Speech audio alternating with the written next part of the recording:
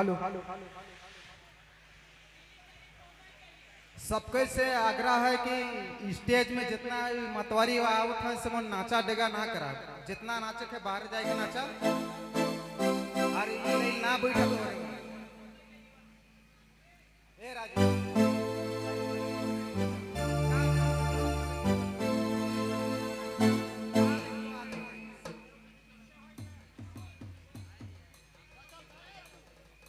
Hello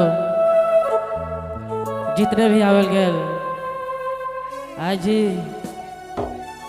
बाजार के उपस्थित में हमार माँ भाई बहन सबके जीत अंदर सन्यासी तरफ से जोहर करे थे।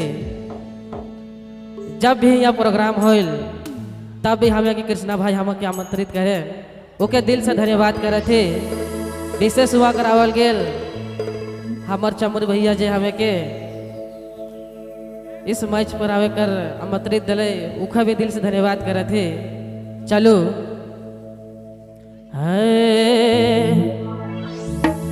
मोर प्यार के रने मोर प्यार के रने दिया दिल के बुताए दले रानी का गेले मोर जोड़ी का गेले